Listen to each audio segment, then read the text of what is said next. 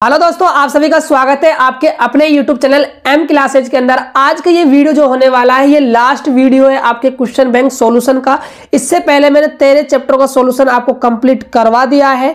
आज हम देखने वाले हैं फिजिक्स के चैप्टर नंबर 14 का सॉल्यूशन, जिसका नाम है अर्धचालक इलेक्ट्रॉनिकी पदार्थ युक्तियां तथा सरल परिपथ। ये जो वीडियो आपके लिए होने वाली काफी ज्यादा महत्वपूर्ण है, क्योंकि जो आपका एग्जाम है बच्चों वो आपका 16 फरवरी को आपका एग्जाम होने वाला है। टाइम टेबल आपका आ चुका है। तो बच्चों अभी तक आपने तैयारी नहीं की है फिजिक्स की, तो हमारे चैनल के साथ आज से ही जुड़ जाइए, क्योंकि हमारे चैनल पर धाकर तैयारी करवाई जा रही है। साथ साथ जो क्लास का सॉल्यूशन PDF होता है दोस्तों, वो आपको टेलीग्राम चैनल और व्हाट्सएप ग्रुप में मिल जाएगा। लिंक डिस्क्रिप्शन बॉक्स में है, जाइए और ज्वाइन कर लीजिए। तो देखते हैं आज का पहला क्वेश्चन। देखो बच्चों, आप सभी के पास सिलेबस होगा, ठीक है। सिलेबस के अंदर से जो गेट आपका टॉपिक है बच्चों वो हट चुका है, और जो ट्रांजिस्टर आपका टॉपिक है वो भी आपका हट चुका है। ये बात आप ध्यान में रख लीजिएगा, क्योंकि जब आपको ये क्वेश्चन बैंक रिलीज किया गया था तो ये पहले आपका रिलीज कर दिया था, क्योंकि सिलेबस में बाद में कटौती की गई थी। इसीलिए आपको इस बार गेट बिल्कुल नहीं पढ़ना है, नहीं आपको ट्रांजिस्टर पढ़ना है। लेकिन बच्चों क्वेश्चन इसके अंदर आया है तो मैं आपको थोड़ा सा एक्सप्लेन कर देता हूं। पहला जो आपका क्वेश्चन है आपसे पूछा जा रहा है, यूनिवर्सल गेट इज, यानी कि सार्वत्रिक गेट है। 4 आपको ऑप्शन दिए हुए हैं, NAND gate, NOR gate, C option both A and both B, and आपका डी ऑप्शन है एंड गेट। देखिए बच्चों, गेट जो है आपके वो मुख्यतः 5 प्रकार के आपके गेट होते हैं, जिनके अंदर से कुछ मूलभूत द्वार होते हैं और कुछ आपके सार्वत्रिक द्वार होते हैं। मूलभूत द्वार होते हैं जो आपके 3 होते हैं। एक तो होता है आपका नोट गेट, एक आपका और गेट, एक होता है आपका एंड गेट। ये तो है आपके मूलभूत द्वार। इन मूलभूत द्वारों से ही आपके बनाए जाते हैं सार्वत्रिक गेट, जिसे आप यूनिवर्सल गेट भी कहते हो। तो जो आपके यूनिवर्सल गेट होते हैं, एक तो आपका होता है नोर गेट और एक होता है आपका नंद गेट। ये बात आप ध्यान में रख लीजिएगा। 2 जो गेट है आपके वो आपके यूनिवर्सल गेट है। तो ऑप्शन में आप देख सकते हो सी ऑप्शन आपका बिल्कुल सही हो जाएगा, क्योंकि ऑप्शन ए में आपका नंद गेट है और ऑप्शन बी में आपका नोर गेट है। तो ऑप्शन सी बिल्कुल आपका करेक्ट आंसर हो जाएगा। लीजिए अगला क्वेश्चन आप सभी के सामने है। पूछ रहा है the name of the given gate is, जो आपको गेट का डायग्राम दिया हुआ है इस गेट का नेम क्या है ये आपको बताना है। देखो मैं आप सभी को बच्चों को बता दूं, ये जो आपके क्या है निवेशी संकेत होते हैं। यदि आपका ऐसा है बच्चों तो ये आपका होता है एंड गेट। क्या होता है? And gate. लेकिन आपने यहाँ क्या लगा दिया? बब्बल लगा दिया। बब्बल लगाने से ये बन गया आपका नंद गेट। क्या बन गया? नंद गेट। इसीलिए आपका ए ऑप्शन बिल्कुल सही आंसर हो जाएगा। अगला क्वेश्चन देखिए, अब आपसे पूछ रहा है मूल गेट है, यानी the basic gate are. Basic gate आपको बताने हैं, ऑप्शन आपको राइट करना है बच्चों। तो देखिए आप क्या इसमें टिक करने वाले हो। अभी मैंने आपको बताया कि नोट और एंड जो है आपके वो आपके मूल गेट है, यानी कि आपके बेसिक गेट है। तो देख सकते हो जो आपका ऑप्शन बी है वो बिल्कुल आपका सही आंसर हो जाएगा। यदि दोस्तों आपको वीडियो पसंद आ रहा हो तो वीडियो को लाइक कर दीजिएगा, और चैनल पहली बार विजिट किया हो तो चैनल को सब्सक्राइब कर लीजिए, क्योंकि हमारे चैनल फिजिक्स की धाकर तैयारी करवाई जाएगी और एग्जाम को नस्ते नाबूद कर देंगे। अगला क्वेश्चन देखिए, क्वेश्चन नंबर 4 क्या है? In P type semiconductor what kind of impurity is a found. इसका मतलब है पी टाइप के जो अर्धचालक होते हैं उनमें किस प्रकार की अशुद्धि मिलाई जाती है। देखो बच्चों मैं आप सभी को बता दूं, इसके अंदर से आपका एक क्वेश्चन बोर्ड एग्जाम में फिक्स है। ये बात आप बिल्कुल ध्यान में रख लीजिएगा। देखो जो अर्धचालक होते हैं वो 2 प्रकार के होते हैं। एक तो होते हैं एन टाइप के अर्धचालक, एक होते हैं पी टाइप के अर्धचालक। जो अर्धचालक बनाए जाते हैं वो 14वें वर्ग के तत्वों से बनाए जाते हैं।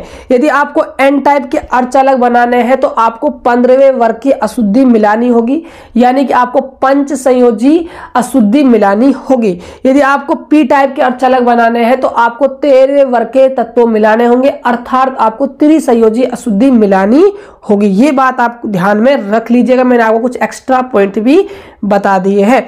पी टाइप के अर्धचालक में कैसी अशुद्धि मिलाई जाती है? तो पी का मतलब है पॉजिटिविटी। तो पॉजिटिविटी के लिए आपको 13वें वर्ग की अशुद्धि मिलानी होगी, यानी कि आपको त्रिसंयोजी अशुद्धि मिलानी होगी। तो आपको जो ऑप्शन ए है वो बिल्कुल आपका सही आंसर हो जाएगा। विद वैलेंसी ऑफ 3 ये आपका ऑप्शन राइट होगा। अगला क्वेश्चन है, क्वेश्चन काफी जबरदस्त क्वेश्चन है बच्चों, करने के बाद दिल आपका खुश हो जाएगा। The definition layer of A PN junction diode consistence of, यानी आपसे कह रहा है कि पीएन संधि डायोड के हासी परत में होते हैं।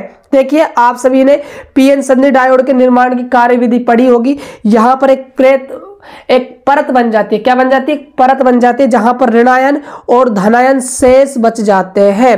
क्या बच जाते हैं बच्चों? ऋणायन और धनायन की शेष की एक परत बन जाती है।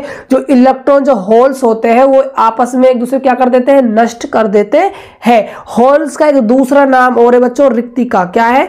रिक्तिका होल्स का ही एक दूसरा नाम है। ये बात आप ध्यान में रख लीजिएगा। तो कहने का मतलब यह है कि इस परत के अंदर ना तो इलेक्ट्रॉन बचता है और ना ही होल्स यानी कि ना ही रिक्तिका बचती है। तो इसीलिए आपका जो ऑप्शन होगा वो ए केवल इलेक्ट्रॉन गलत बात है, केवल रिक्तिका गलत बात है। सी ऑप्शन इलेक्ट्रॉन और रिक्तिका दोनों गलत बात है भाई, दोनों बिल्कुल नहीं होंगे। तो ऑप्शन आप देख सकते हो डी ऑप्शन आपका बिल्कुल करेक्ट आंसर हो जाएगा, न इलेक्ट्रॉन और न ही आपकी रिक्तिका। अगला क्वेश्चन आपके आंखों के सामने आ चुका है, लगा दीजिए जोर, क्योंकि परीक्षा का सिर्फ आप 2 ही महीने बच्चों मान के चलो बचा हुआ है। 2 महीने बाद आपका एग्जाम हो जाएगा। अगला क्वेश्चन देखिए, अर्धचालकों की चालकता ताप पर निर्भर करती है, ताप बढ़ने से घटती है, ताप बढ़ने से बढ़ती है, इनमें से कोई नहीं। देखो मैं आप सभी को बता दूं, जो सेमीकंडक्टर होता है और जो कंडक्टिविटी है ना वो कैसे बढ़ती है। देखो अर्धचालक है, ठीक है, अर्धचालक है जो उसमें जब सह संयोजक बंध यानी जो बॉन्ड होता है वो जब ब्रेक डाउन होता है तो एक होल्स और एक इलेक्ट्रॉन का क्या होता है? निर्माण होता है, जिसके कारण विद्युत धारा प्रवाहित होती है। यानी कि आपको सह संयोजक बंध को ब्रेक करना होगा, ब्रेक डाउन आपको करना होगा। और सह संयोजक बंध कब टूटेगा? जब आप उसको टेम्परेचर दोगे। टेम्परेचर का मान आप बढ़ाते हो तो सह संयोजक बंध टूटेंगे, और सह संयोजक बंध टूटेंगे तो धारा का प्रवाह होगा। इसका मतलब यह है कि ताप बढ़ने से बढ़ती है। सी ऑप्शन आपका बिल्कुल करेक्ट आंसर हो जाएगा। Increase in temperature, C option आपका बिल्कुल सही हो जाएगा। अगला क्वेश्चन है, कौन से तापमान पर अर्धचालक एक पूर्ण कुचालक के जैसे व्यवहार करते हैं? रूम टेम्परेचर बच्चों 0 केल्विन टेम्परेचर पर आपके किसकी तरह व्यवहार करते हैं? कुचालक की तरह व्यवहार करते हैं। अगला क्वेश्चन, ट्रांजिस्टर की रचना में प्रयुक्त सर्वाधिक सामान्य पदार्थ है? तो याद रखिएगा इसमें आपका सिलिकॉन हो जाएगा, बी ऑप्शन, क्योंकि सिलिकॉन एक ऐसा पदार्थ है जो ट्रांजिस्टर में सबसे ज्यादा उपयोग किया जाता है। लेकिन ट्रांजिस्टर आपके सिलेबस में नहीं है, ये बात भी आप ध्यान में रख लीजिएगा। अगला क्वेश्चन है, नवा the gate show in the picture works as which of the following gate? चित्र में दिया गया गेट कौन से गेट का काम करता है? किसकी तरह काम करने वाला है ये आपको बताना है। देखिए यहां पर आपका एक संकेत है पहली बात तो, और जो एक संकेत होता है निवेशी संकेत तो कौन से गेट में होता है मेरे प्यारे बच्चों? आप कहोगे सर जी वो तो नोट गेट में होता है। तो सीधी सी बात है बच्चों, अकेला जो संकेत होता है वो नोट गेट में होता है, इसीलिए आपका सी ऑप्शन बिल्कुल सही आंसर हो जाएगा। अगला क्वेश्चन देखिए, चित्र में दिए गए डायोड का नाम बता दीजिए। डायोड का नाम आपसे पूछा जा रहा है बच्चों। ये डायग्राम जो है आपको जीनर डायोड का डायग्राम है। देखो भाई डायग्राम तो आपको याद करना ही पड़ेगा। ये आपका P है, ये आपका N है, ये आपका एक निर्गत आपका संकेत है, तो ये आपका जीनर डायोड हो जाएगा। तो बच्चों ये थे आपके ऑब्जेक्टिव क्वेश्चन जिनको हमने आसान तरीके से और कंसेप्ट के साथ सोल्व कर लिया है। इसके बाद आपके सब्जेक्टिव क्वेश्चन बच जाते हैं। हालांकि बच्चों हमारे चैनल पर हर चैप्टर वाइज सब्जेक्टिव क्वेश्चन और ऑब्जेक्टिव क्वेश्चन की वीडियो अलग से डल रखी है। आप जाइए चैनल विजिट कीजिए, सारी वीडियो को आप अच्छी तरह से तैयार कर लीजिए, क्योंकि एग्जाम को नस्ते नाबूद करने के लिए सारी वीडियो काफी ज्यादा उपयोगी। ऐसे ही हमारे चैनल पर और अच्छे अच्छे कंटेंट आपको मिलते रहेंगे। और फिर मिलते हैं एक और जबरदस्त वीडियो के साथ, तब तक के लिए जय हिंद जय भारत।